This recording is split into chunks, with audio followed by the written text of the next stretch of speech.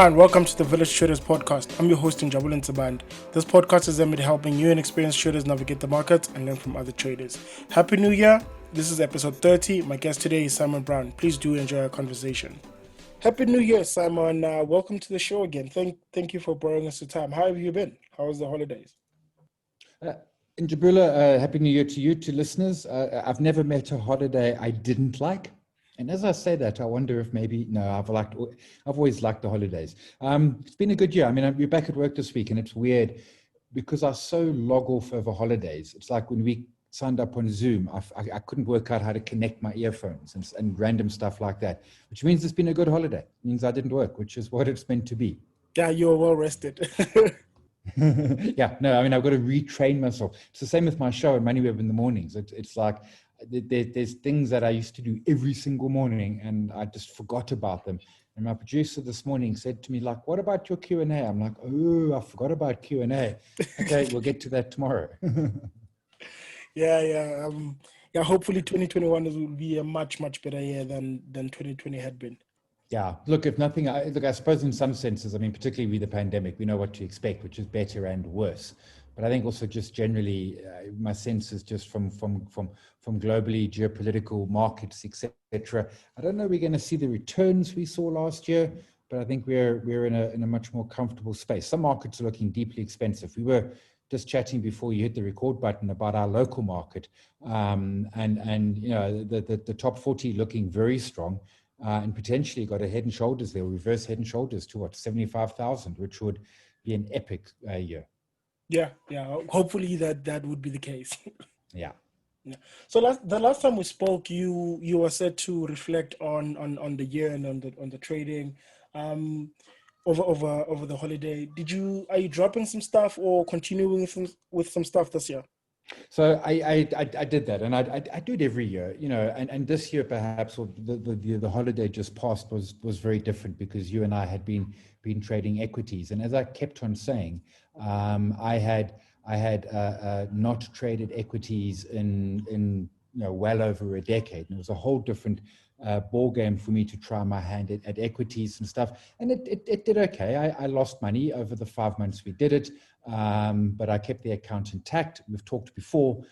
The reason I kept the account intact was not because of my skill in picking trades, but because of my skill in risk management. And I've always said, you know, my skill at trading is not technical analysis. My skill at trading is position size and exiting on the stop loss, not necessarily positioning it well, but being ruthless that, you know, literally I can stay for 20 years.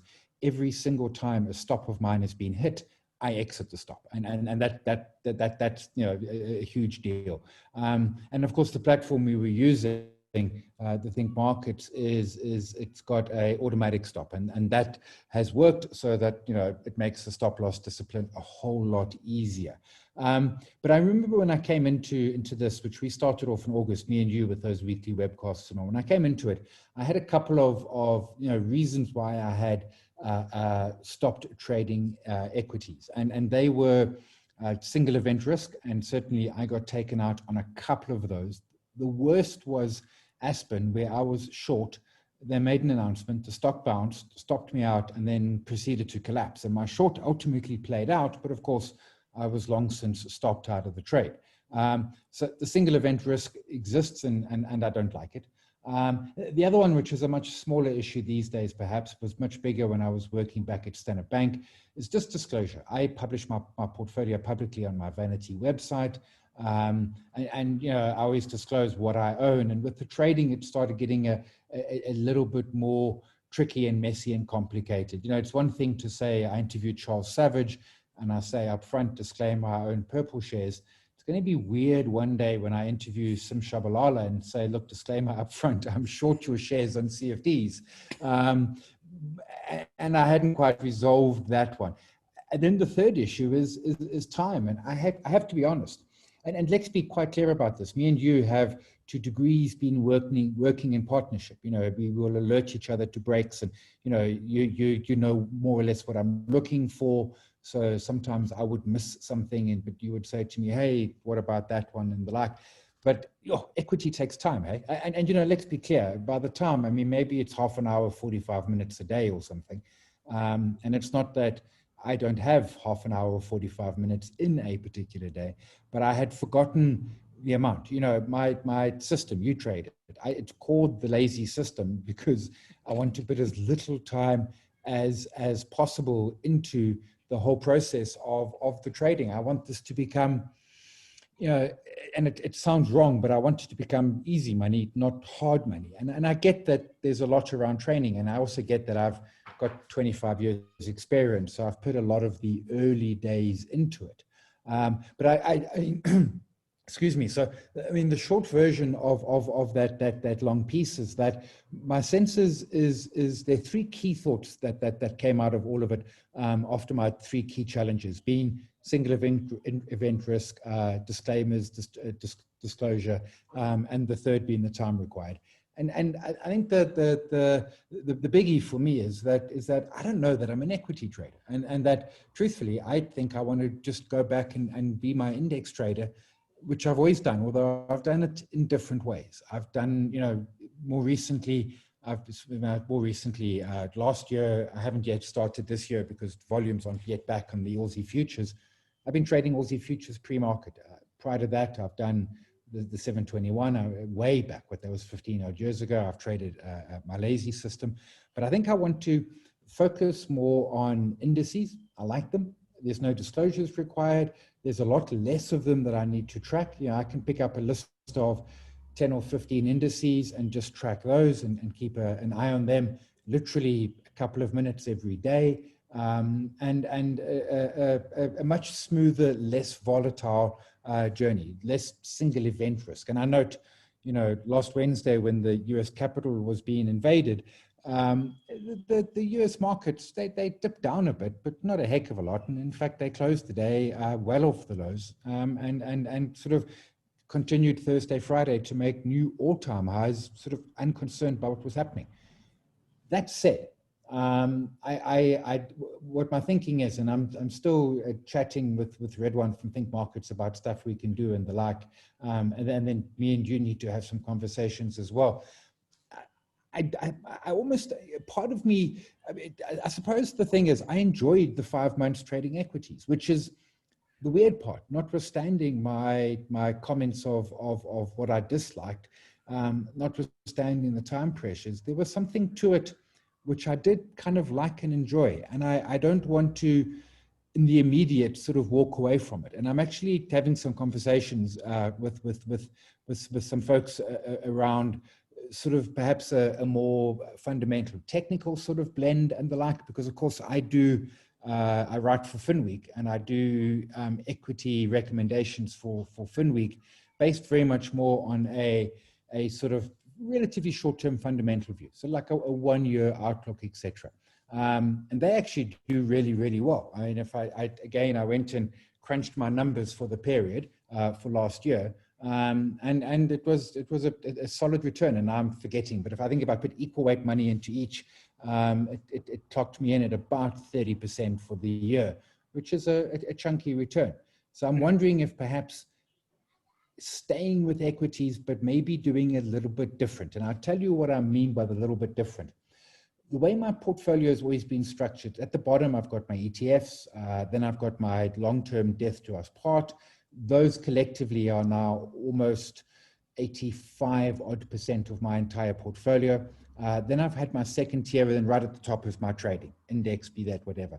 The second tier portfolio, which I used to trade fairly aggressively, where I would simply go and buy into small and mid-cap stocks where I liked the fundamental story, and I would hold them for months, in cases years, in some cases. I think I held Colgrow for maybe 11 years or something crazy, as long as it was going up. And Colgrow moved from 50 cents to 20 Rand. And my average price was only about 4.50 Rand, because I was buying as it moved. But I'm looking at perhaps sort of becoming more aggressive in that space, or doing more in that, because that segment of my portfolio, I think, has been, no, I don't think, I know it has been, what's the word I'm looking for? I haven't been putting the time into it. And I wonder if I can't leverage the time for FinWeek, take some of the time from trading equity CFDs, and actually sort of find that middle ground and revert back to that as a possibility. And if we go back to, we were mentioning a moment ago, talking Aspen before we came on. There's a story in Aspen right now, a potential trade. Aside from being very cheaply in terms of valuations, there's also got the Johnson & Johnson vaccine announcement expected, in the next 10 days or so. And obviously they're going to be producing, or they're going to be filling valves and the like for Johnson & Johnson. And that would probably spur it. So that's sort of event-based trade. Another position I've got is Tradidor. And I'm waiting, I've positioned myself ahead of the trading update, which will come out in probably second week of February or something. What we've seen during lockdown is people have been spending money doing up their house, painting, working in their garden. And we've seen that from the likes of Cashbuild and mass discounters and the like. And I think Tradidor, in terms of security and their Taylor Blind business, probably going to get a fairly good uplift in their sales as well. So perhaps moving more towards that sort of equity. It's still, in my mind, trading. It's just not trading perhaps the way that we were doing it for the 5 months at the end of last year.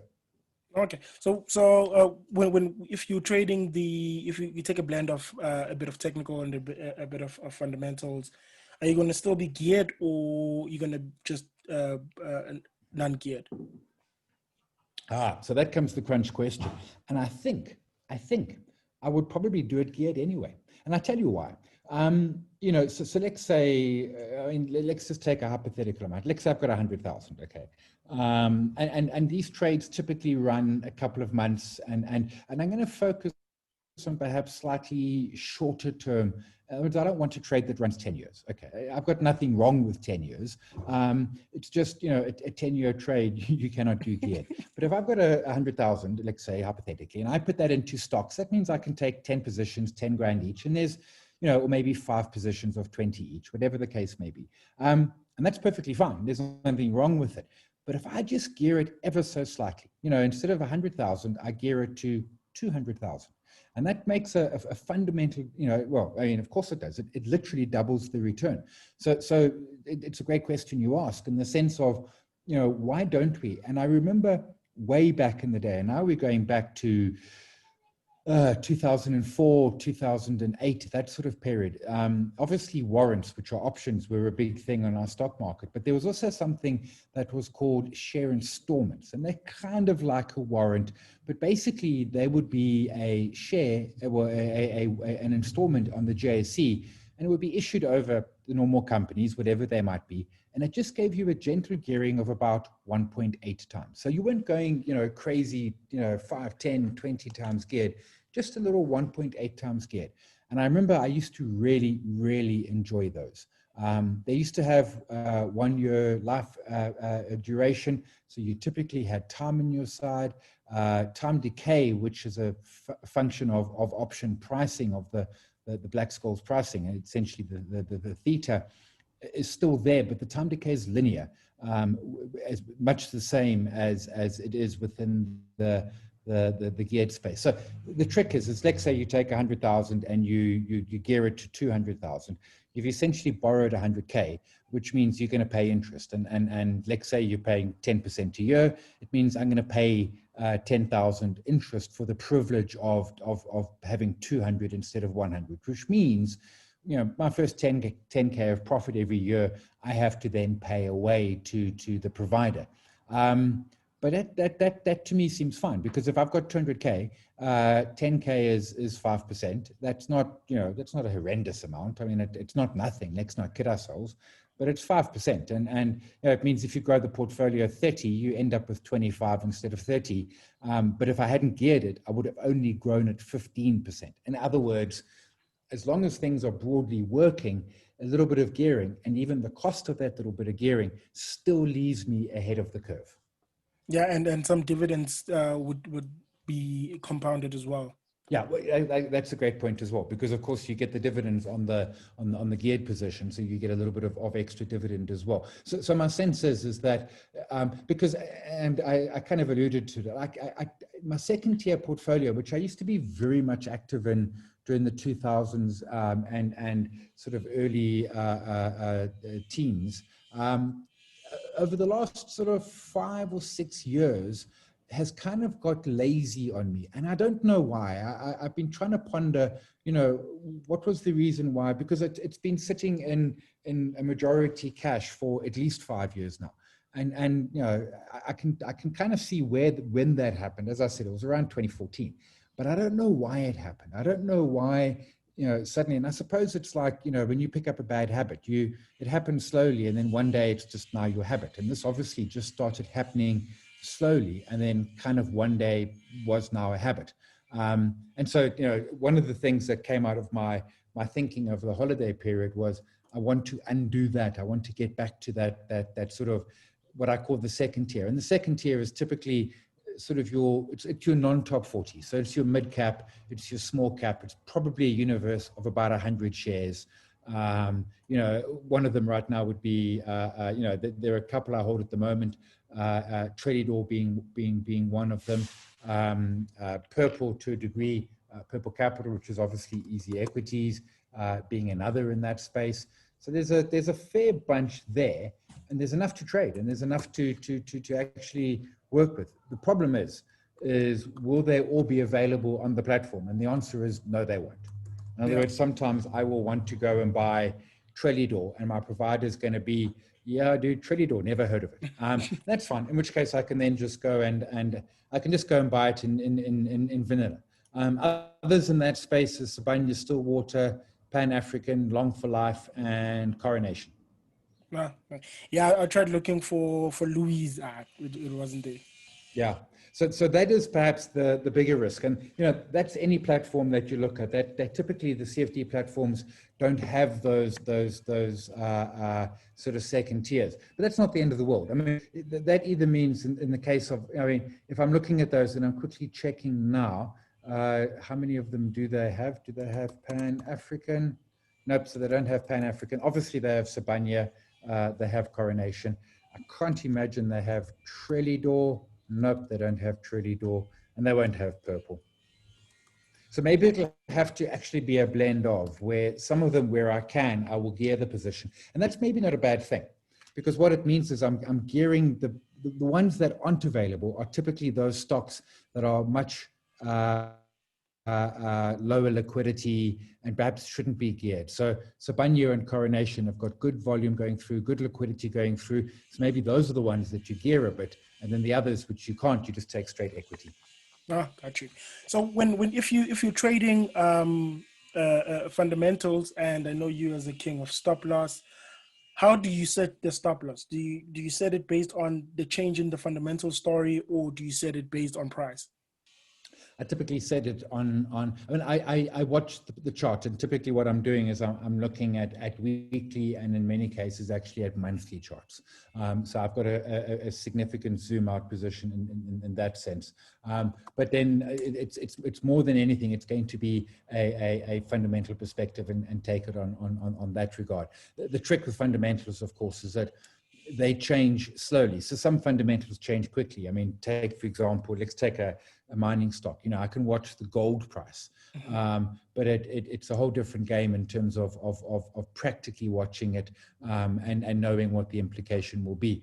On Coronation, you've got your easy driver is going to be your, if equity markets are running, they do nothing. If our market goes up 20% this year, they will make 20% more money just because, the value of their portfolio is increased. If they can then manage to get some outperformance, and that's your unknown, that outperformance will then, add even sweeter to that deal and maybe make it 25 or 30% increase, whatever the case might be. So it's typically, I'm watching the monthly chart, but I mean, what I don't, a sudden drop down or something. I mean, I've held some of these stocks through drawdowns of 20 or 30% in an ungeared environment, and I'm happy to carry on holding. And even my Purple, which my entry on Purple is 50 cents, but there's been it hit 120 in just ahead of November, just ahead of results, and then came back down to 80 cents. I mean, that's a 33% drawdown, but I'm happy to hold. To me, the story is still there. And in fact, the results which came out late November, if anything, have have solidified the view that I had on what we were expecting out of purple. Mm-hmm, mm-hmm. Um, so has your perfect list checklist, you mean rather your perfect trade checklist changed in that regard, when you're considering, trading fundamentals with a blend of technical? So here's the thing. When I trade the fundamentals, I've never had a perfect trade. The perfect trade, that checklist with the 7 points on it, was always designed for my geared equity trading or geared index or whatever. It was always designed for my geared trading. But when I was going through the list of them last year, because I just dropped them into an Excel spreadsheet, and yeah, I was going through all my trades, and there's quite a bunch because I'm doing that Aussie futures pre-market now. I'm trading pretty much 4 or 5 times a week. So in a trading year there were some 220 or 200, and I think there were 205 trades I did over the year. There's a whole lot more to them, but then it did occur to me, it's like, well, hang on a second, I need a checklist for the second tier, the sort of fundamental ones. And it's weird because on my death to us part, I've got a checklist. There's a process I go through, and it's a process I've been going through for 20 odd years, and it's been refined over the time. But there's a lot of stuff happening. But then when I make that final decision, there's a fairly sort of strict process, a checklist, for want of a phrase, that I then go through. One of them is, what are the 3 key things I like about the stock? And what are the key 3 things I don't like about the stock? So I get a sense of why I own it and what the risks are to look for. And then obviously I had my perfect trade checklist for my derivative geared trading, but I never had one for my second tier. And that then, as I say that, it suddenly comes back to my earlier thought, which is, why did my second tier kind of fall away? And I think that it was, in a sense, I'm dissing myself, but it was kind of, and perhaps calling it second tier was part of the problem, because I'm a big believer that words matter. And maybe it was just something that I never took as seriously as the other components of my trading / long-term investing, which is, totally my fault, and I should have been, but a sense that perhaps I wasn't, and hence, indications to that are that it kind of slipped away without me noticing. It also kind of stopped. I didn't have a checklist. I didn't have a proper process for it. It was sort of ad hoc, less structured in a sense, which is why one of the things will be, so over December was, I need to put together a checklist for it. I haven't got to it yet. It's on my list of January things to do, but a process for that in terms of second tier stocks, and a new name, because now I think the name is bad too. Yeah, probably deserves a name change. So I wanted to run you through my perfect trade checklist, because it's one of the things that I was working on over the holiday, to say, okay, now I have a proper system that I'm going to trade, and this is what I'm going to do. So yeah, I'll give you a run through. It's also 7 checks. So 1, did I get the signal? Is the trade in the direction of the primary trend? I get that primary trend from the weekly chart. Is the 200-day exponential moving average behind me on entry? Did I set my stop on entry? Is my position size risks? Wow, that's a hard word to say. Risks less than 3% of my portfolio. Did I monitor the trade correctly, and did I adjust the stop correctly? And lastly, is my exit correct, either target or stop? So in other words, no emotion, somewhere in between. What are your thoughts on that checklist? I like it. No, I mean, I mean, as you're writing it, as you're saying it, I write it down. I mean, there's a lot of overlap with mine. The ones that you've added, which I think are particularly important, primary trend and 200-day moving average. And some folks could say that's part of your system. I like your idea of sticking it into your checklist, because your checklist is, in a sense, it's almost like the master document, if that makes sense. We've got trading strategies and systems and the like, and they're hugely important.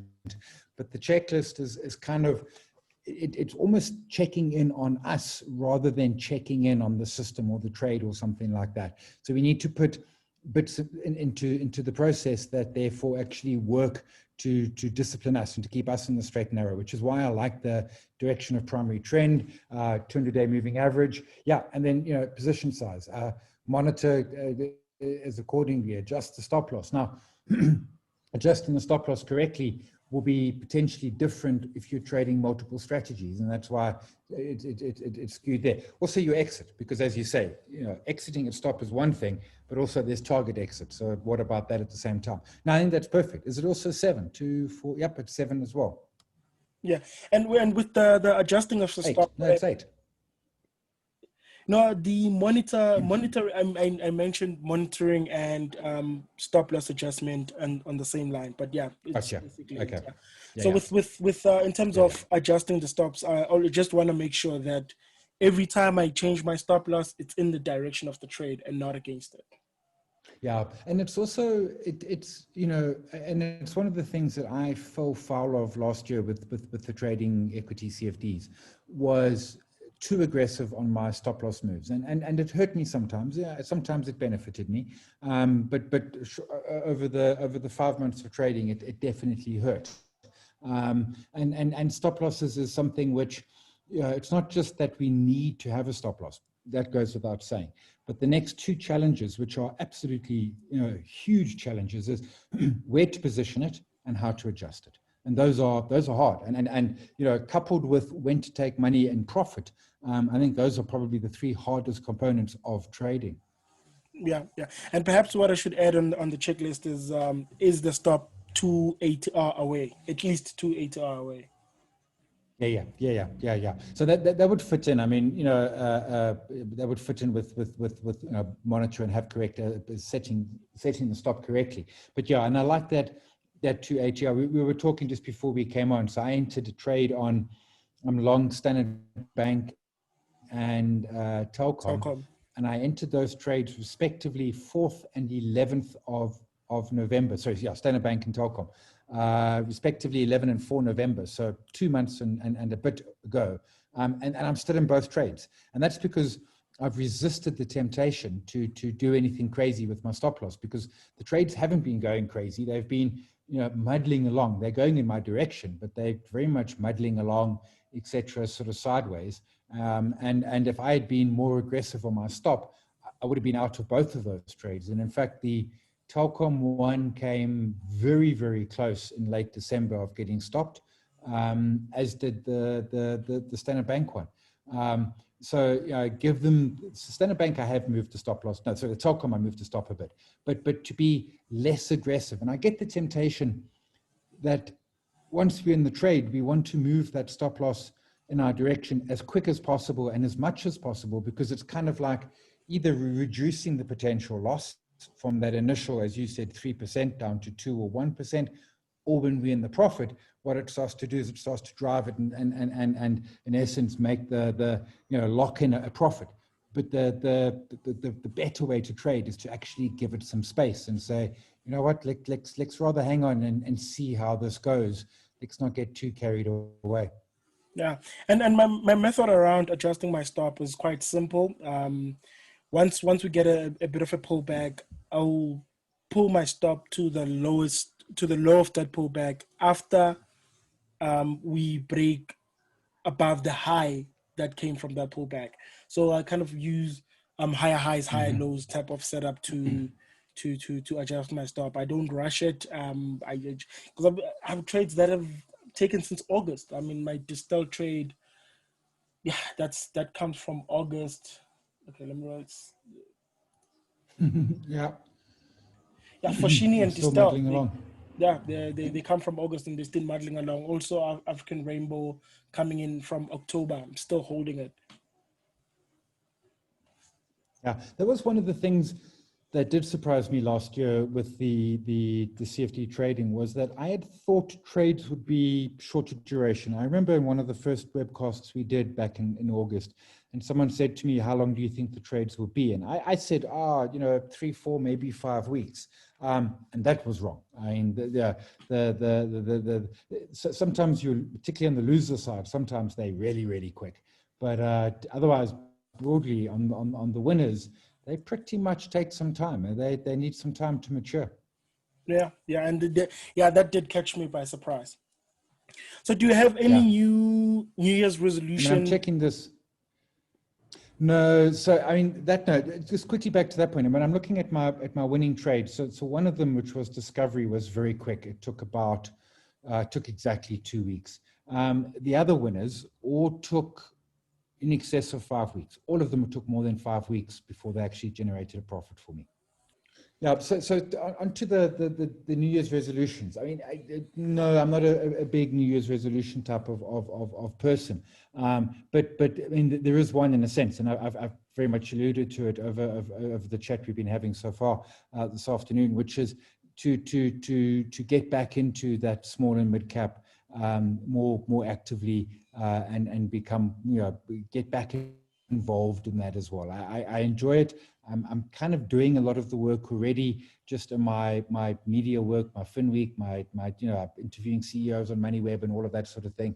So I'm putting a lot of the time in already, and hence I should be taking more, reaping the benefit of it. So really, my sense is what I'm looking to do in 2021 is really bed down that process. And there's some T's and C's which I still need to figure. For example, I mean, is it geared? What happens if I'm doing geared and it isn't available, such as Trelidor or Purple or something? But to work through those and to be able to, this time next year when we chat in January 2022, look back and say, cool, I'm back on that sort of horse and I'm doing it again, and I'm back in the small cap and mid cap space and working and making profits there. Yeah, mine is just simply a perfect trade.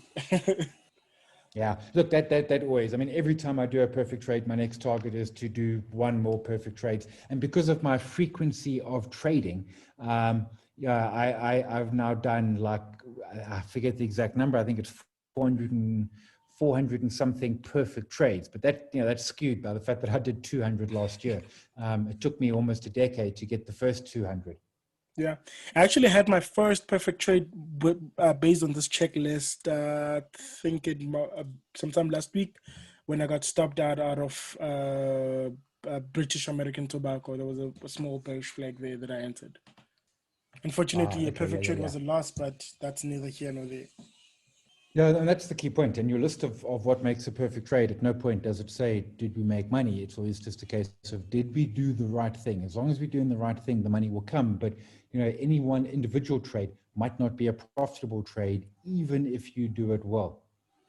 Yeah, and over the holidays, I was rereading, rather re-listening, Trading in the Zone by Mike Douglas. And he makes a point on thinking and probabilities, and so every loser brings me closer to the next winner, so I'm relatively comfortable. Yeah, I remember. So actually, this year I didn't get to it. I plan to read it in Feb again. But I remember that phrase where he says, where actually loser trades are a good thing because they take you one step. Whatever your win-loss ratio is, every time you have a losing trade, you're now one step closer to your next winner. And I remember when I first read that at the time, and I'm like, yeah, that's a weird excuse for being happy with losers. But the math is right. I mean, the short answer is whatever your win-loss ratio is that statistically you're going to have a distribution, and given time, they will sort of move towards that curve. Yeah, for as long as you can withstand the clusters of the bad ones. Yeah, it's the clusters of the losers. That's always it. I mean, drawdowns. The whole story of drawdowns is that cluster of losers, which is not just a sense of that you're going to be under pressure from a financial perspective and physically having a drawdown, but it's emotionally hard. It's emotionally hard to say, am I still doing the right thing? Yeah, yeah. After 20, I think I got 20 losers in a row. More than just the P&L or the equity, it does do a bit of damage on the emotional side of things. But fortunately for me, I had I was my positioning size was proper okay. I didn't do much damage to my portfolio. Yeah. I was able to live to fight another day. Yeah, and that's so critical, and I touched on it again today, and we've spoken about it often before. It more than anything, it's if we get that position size right, then as we are learning and making mistakes and having strings of losers, etc., as that's happening, we're not actually going to get wiped out. We'll lose money, but we won't get wiped out. Yeah. Yeah. So we seem to be in a rampant bull market. You know, everything just breaking higher. Stocks have stopped going much lower. Even property has stopped going lower. Well, and in the bull market, it can be a very very easy thing to make some money. There's some easy money to be made on the bull market. As a person that has been through or every market cycle, what advice do you have for us newbies in terms of being careful and that sort of thing when trading in the bull market? So it's a good question, Njabulo, and I tell you what, I mean, so there's a couple of things with bull markets. The first is don't deny them. Don't stand out there and say it's not a bull market, or it's going to end, or it's going to end in tears or something. I mean, all of those might be true. It will end one day, and there probably will be tears. But don't preempt it. I mean, price action is king. And if something's going up, your job is to hold it and own it, and don't worry how much it might go further. So don't deny the existence of that bull market. Accept it, be comfortable with it, and as you say, make money from it. Bull markets are the easiest thing in the world to profit from. The other is understand that bull markets can last a heck of a lot longer than you ever imagined. Bear markets tend to be fairly short, a year or two. The one we saw last year was like a month or two, which is like, it still boggles my brain, but it is what it is. But and it ties in with my first observation. Bull markets will end at extreme levels. They absolutely end at crazy points. They're not going to suddenly get moderately expensive and end. They would typically move into very expensive territory before we start seeing bull markets ending. So don't spend all that time sort of waiting for the end and disbelieving. If it's a bull market and they're fairly easy to predict because prices are moving higher, that's how you tell it's a bull market. Don't fight it. Take the money and enjoy it. And don't stress about the crash. Will there be a crash? Sure. Will it be big and painful and ugly? Absolutely. Should we spend our entire bull market worrying about that crash? No, we shouldn't. The US had a 10-year bull market that got ended by a pandemic.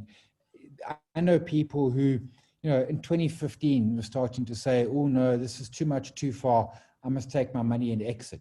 And the market literally has doubled since then. We've had two 20% sell-offs, one at the end of 2018, and then of course the one last year in March.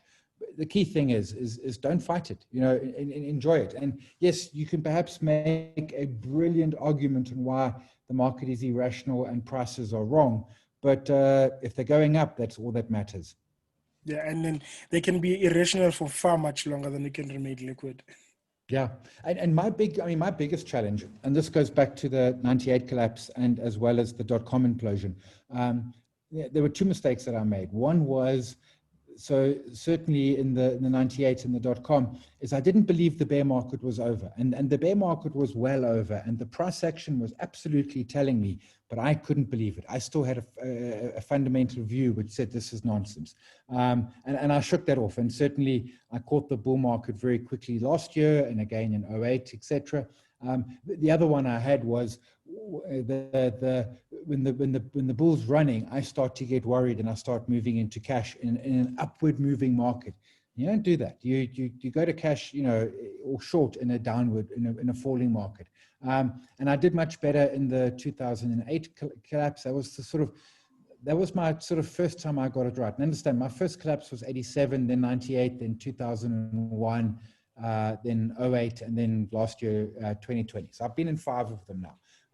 The 08, 09, I got fairly well. I recognized the signs, and it's not a case of you call the bottom, but you realized, by sort of third quarter of 2009, you were like, hang on a sec, this thing's turned. Like, it might recollapse, but for now, we can't still be calling it a bear market. And then the collapse last year, I did all the things right. I didn't panic. I did some judicious buying, mostly of ETFs. I increased position size. And then pretty much by sort of June-ish, which was about 3 months after the lows, I was saying, this thing's going up. And it might be the craziest thing I've ever heard in my life, but that's not my job to worry about the craziness. My job is to make money off this, and therefore change your view and act accordingly. Okay. And what's the key distinction or the key differentiator between a genuine bull market and a bubble? So there isn't. I mean, short answer is a bull market will be a really, really frothy bull market becomes a bubble. I mean, what is a bubble? A bubble is when prices are completely ridiculous, where the price has no bearing on the fundamentals, where everybody is starting to jump in and you know, it's the old cliche when you go and get your hair cut and the person cutting your hair, they're not asking you for stock tips, they're giving you stock tips. You know, early in the bull market's maturing, they'll be asking for tips. When the bubble is there, they will be giving you tips. And bubbles is just that, as Ben Bernanke referred to it. Was it Bernanke? No, it was Greenspan in 1998. He was talking about the Nasdaq, and he referred to irrational exuberance. People start saying this time it's different. You know, people are doing things which normal traders think are ridiculously risky. You know, they're rebonding their houses and stuff like that. So I think most bull markets, or a good bull market, will end in a bubble. They absolutely will. And there will be areas of it which are more bubbly than others. I mean, for example, you know, Implats is still not back at its price from 2007. Anglo-American is only just back at those 2007 2008 prices. It's taken 12, 13 years for Anglo to get back to what were undoubtedly bubble prices. But we shouldn't fear bubbles because again, they're just irrational exuberance. And if you're on the right side of irrational exuberance, well, there's money to be made. Yeah, and the reason why I'm asking is about Bitcoin because I've been getting a lot of Bitcoin questions. So what are your thoughts on trading Bitcoin and especially if it's geared? Bitcoin. So firstly, don't gear Bitcoin. Anything that can fall 20% in a day, you don't want to be geared because you will get slaughtered in the process. If you step back, Bitcoin in of itself, I think, is a great trading instrument, but I think that's all Bitcoin is. I don't think it solves the world's finance problems. I don't think it's a solution to fiat currency. I don't buy any of that. I think Bitcoin is just something to trade. What I enjoy about trading it is that it has no intrinsic value. Its intrinsic value is zero. It's just bits on a computer. I mean, we could argue that its intrinsic value is the cost of power to generate it and or the cost of data to store it. But I think it's got no value. So I'm not a Bitcoin believer, and I think those people have largely lost their marbles. And it's not a payment mechanism or anything. And blockchain, I think, has no real world application either. That said, it's a great thing to hold. I currently hold it. It's this run up that we've seen this time is very different to the 2017 run up. And the difference is that in 2017, when it ran and hit almost 20,000, was that people who knew nothing about markets were making a fortune in trading Bitcoin. This time, at this point, I'm only now starting to see people who know nothing about a market suddenly message me or on Twitter they're buying Bitcoin. So I think we're in less of a. I don't think this run to 40,000 was a bubble, whereas I thought I spent most of 2017 saying it was a bubble, and that doesn't mean it can't collapse as it's already shown us. But there's more to it. We're seeing small things like PayPal enabling their users to buy Bitcoin in the US.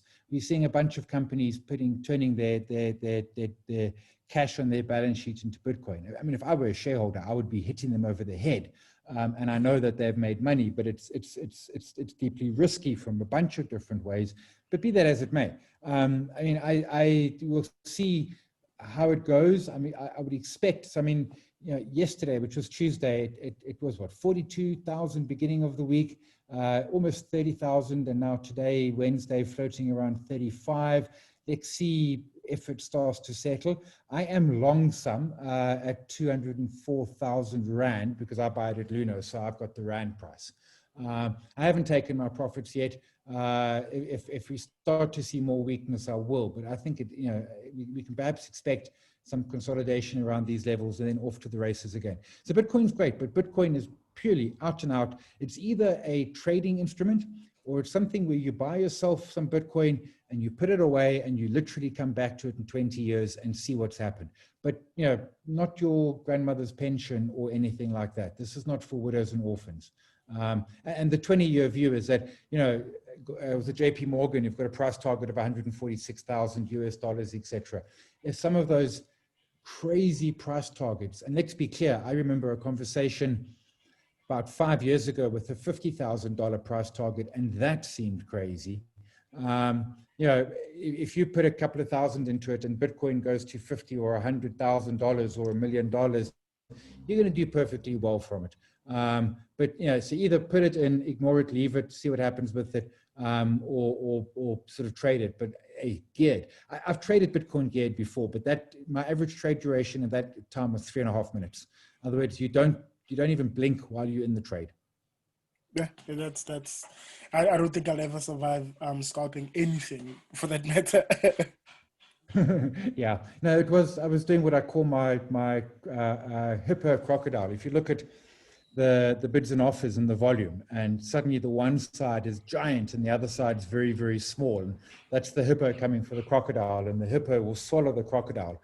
And if you've got enough liquidity and a tight enough spread, I was making 10, 15, 20 points per trade on Bitcoin, but you do 30 trades in a day, that can start to add up. But the website I was trading on was just so immensely dodgy. I was actually more worried that they were going to steal my money more than anything else. Cool. We can park it here. Unless you have anything to add? No, just, folks, 2021 is going to be a tough year from pandemics and the like, but, let's get smarter with our trading. There's always stuff to be learning. I'm looking forward to the year from a market / investing perspective. I think it's a year when we can make some money. Yeah.